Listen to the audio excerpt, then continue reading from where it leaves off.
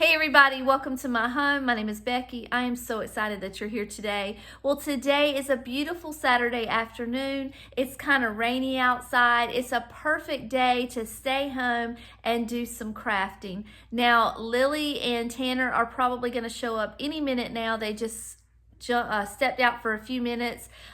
David's in and out. Summer's at work, but I have a couple minutes with the house to myself, and I wanted to pop on here and just say hello, do an introduction, and then I'm going to do the rest of my crafting with music and a voiceover because I don't see any other way to do it.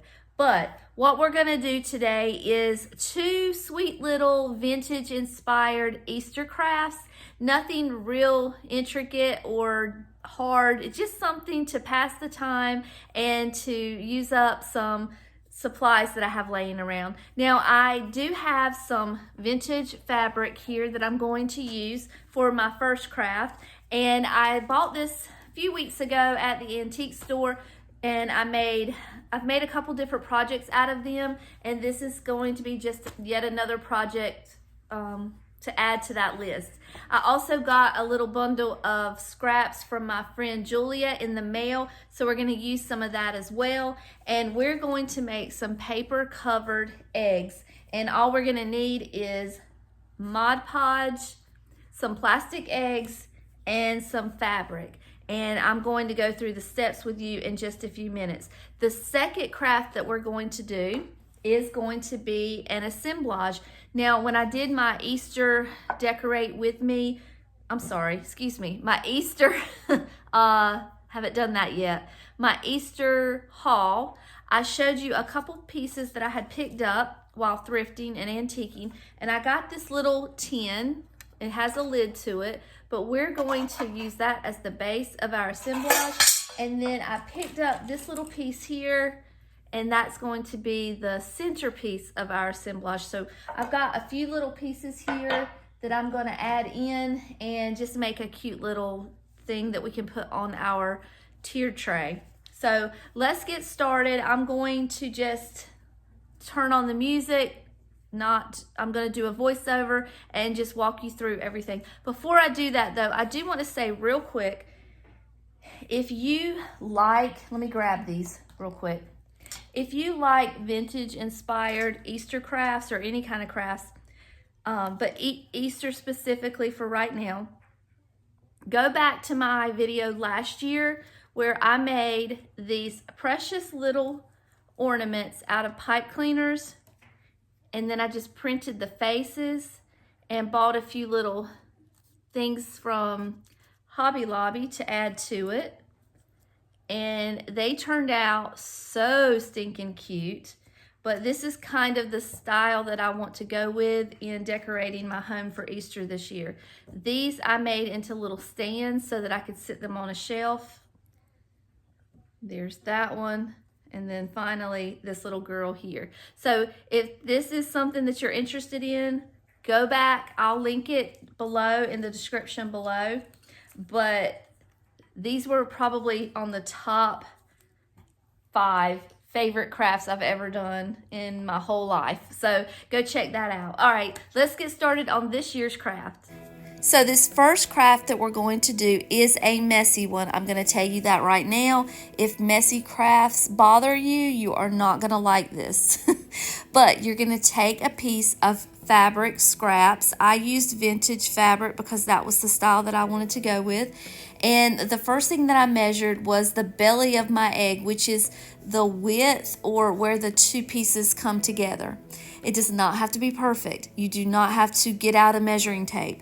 And then I measured from the top of the egg to the bottom of the egg. Now, once I had my little rectangle cut, I went in and I cut little strips on the top and the bottom.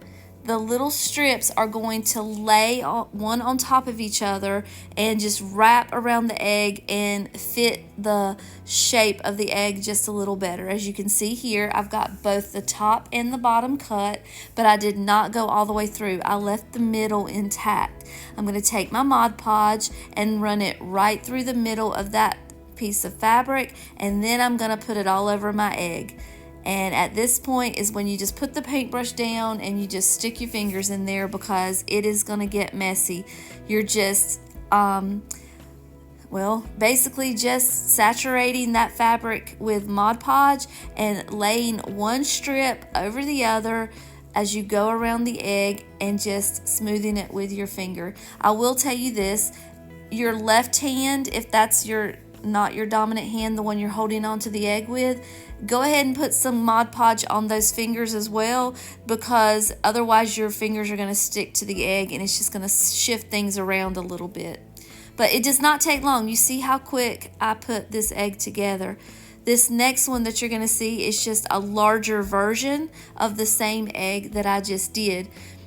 This fabric was a little lighter in color, and the only large egg that I had in my Easter bins was blue. So you could see the blue egg through my thin cheap cotton fabric, and I wish I could go back and change this, but it is what it is. I used the only large egg that I had. That's the lucky egg that we use to Easter egg hunt around here at Easter with the kids, and there's always at least $10 in that lucky egg, so I'm gonna have to go out and buy another egg for Easter this year. But you can see it goes pretty quickly, pretty smoothly. Just, take your time, have fun, get your fingers dirty, and make your little eggs. I wish I had made more yellow eggs or had some pink or purple or some other colors. I think I'm going to keep my eyes out for some different color fabrics. I'm so used to buying oranges and browns and yellows that's pretty much all I had in my stash. But if I can find some, I'm going to pick it up and maybe add some to the collection for next year. But once I finished this big egg and I realized that you could kind of see through it, I got some gold leaf that was left over from an old project, and I laid the gold leaf on there while it was still wet, and it kind of camouflaged it a bit, and you couldn't quite see through the egg as bad as before. So it helped a lot to do that, and hopefully it'll look okay. All right, I'm going to stop doing the voiceover for just a minute and do this second craft live because David's gone. I checked Lily's location. She and Tanner are, looks like shopping maybe in town. She must have known that I wanted to do this video, and she's keeping them occupied. So I checked her location on my Life 360, and she's not anywhere near. So I don't know why I did that craft with no protection to my table, but I did. I've been scrubbing for 5 minutes. All right, let's do the next craft and just talk to each other. So I'm going to start with this box, and I don't have any other foam in the house other than this. This is just what I have. It fits perfectly in there. The only thing I will say is that I wanted to, let me adjust the camera just a little bit here.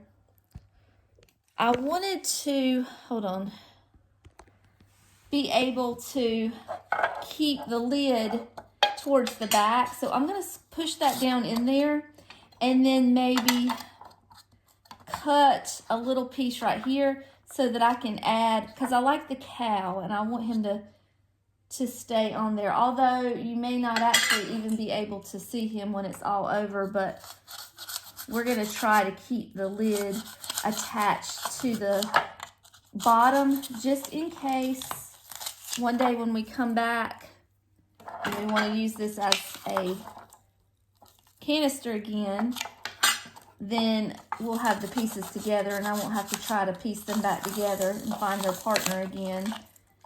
So here we go, making a mess again. But that's part of the fun, right? All right, that should be okay. I'll put a little bit of glue down there just to kind of hold it, but the glue on the metal should not be permanent, and it should just go right there. So we're going to start with that. That's going to be our base. Clean my mess up just a little bit, and then the next thing we're going to add, which is the most important part, is our little duck. Now I'm going to have to cut him because his little stem is just a little too long, but I think that should be fine. And I think what I'm gonna do is take this blue part off because it doesn't quite lay right, and then maybe glue it back on. But we're just gonna cut maybe right here so that can stick down into the styrofoam.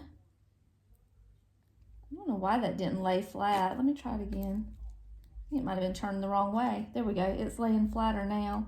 Okay, let's put her down in the styrofoam just like that. That's a good start. Oh, let's back up. Let's go back one step if you don't mind. I'll bring this back out. And I want to put a little bit of grass in here. And I'm just going to use this paper grass because I'm using everything that I already have. I'm not going out to the store today. So let me put some glue on here and just kind of lay it down. I'm using a low temp glue gun as always when I'm dealing with these crafts that I have to use my fingers for. And then that just kind of hides the styrofoam a little better. Okay. And now we're going to stick our little girl down in here. Same hole I had already made for her. There we go. Isn't she cute? It's already off to a great start. Okay. Next, I've got a few pieces that I used last year. Everything here is new. There's nothing here. Well, I guess there is a couple of little wooden ornaments. Like this is probably vintage from the 80s or 90s. And this is probably vintage from the 80s or 90s. But all of this right here, like this little flocked bunny, that is new from Hobby Lobby. These little chicks here that look vintage are new from Hobby Lobby. All of these little eggs here, these plastic eggs, same thing, new from Hobby Lobby. So I'm just going to find a place for them. I also have these little picks here that we can use for some height and some sparkle. Sorry, you can't see that. These are from the Dollar Tree. I had this little flower arrangement that I put in my tier tray, and I pulled out some of the daffodils, and I thought maybe those would look cute somewhere in there. So I pulled out one of those, and then I had some little plastic greenery that I pulled out of my stash just to kind of play around with it and see what we can do. And the only thing I know to tell you is give me just a minute. Let me come up with a game plan, and I'll be back in a minute and I'll throw it all together. I've got a plan. I don't have a definite plan, but I have somewhat of an idea about what I want to do. So I got to thinking when I was putting this together, this little guy, as cute as he is not necessarily going to be readily available for you to go out and find. And I was thinking, what can they do that would be similar to this? And if you watch my Easter haul, I bought this little lamb from Temu for just a few dollars, like $3. And if you had just a little bit bigger of a container, that would be adorable as well. And these are, anybody can order these. So you can order these off of Temu, and then you would have one to do yourself.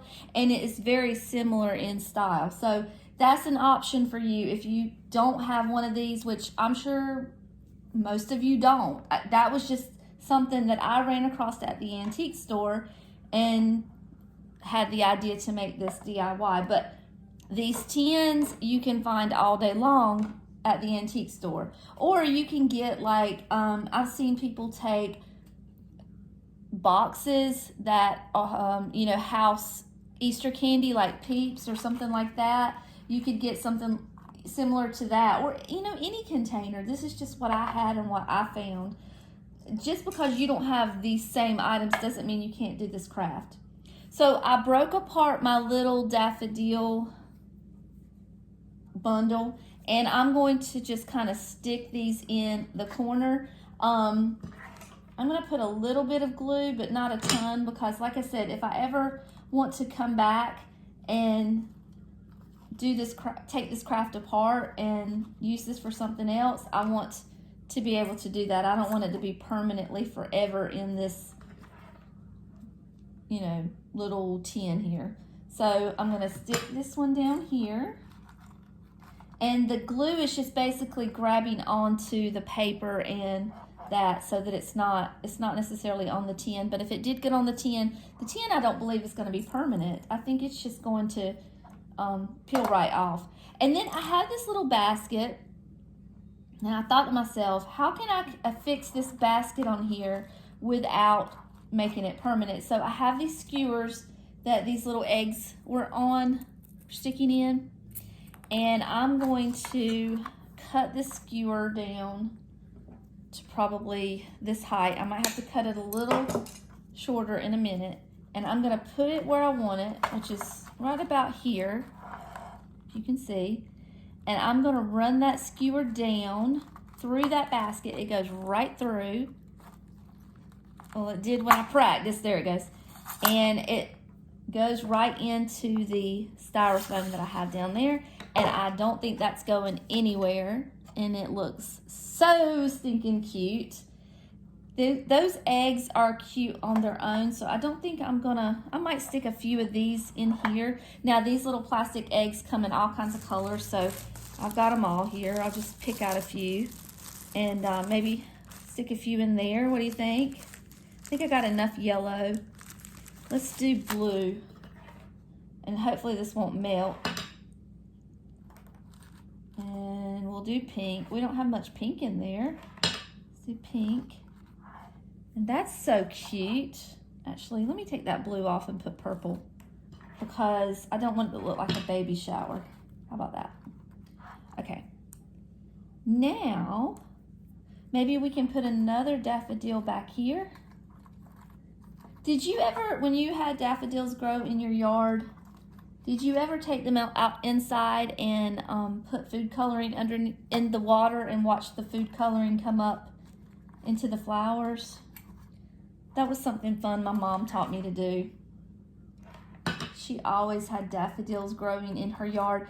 And I saw a TikTok the other day that said, if you ever come across daffodils in the woods, not far from those daffodils, you're going to see an old homestead. Because if you see daffodils, there's history there. Someone at some point in time planted those daffodils and made a home, put them in their home. Do you know what I mean? Decorated their yard, planted them. All right, I'll put another little egg there maybe. I'll use that blue one. I'm gonna tuck that in there. And then I do want to use these little eggs here. I thought maybe some sticking out of the back. What do you think? Let's see. If I have them like that in 3 different heights maybe, let's do that. Clippers. These skewers are perfect because they push down into that styrofoam. There you go. And then maybe, what do you think, an orange one? Cut this a little bit shorter. That.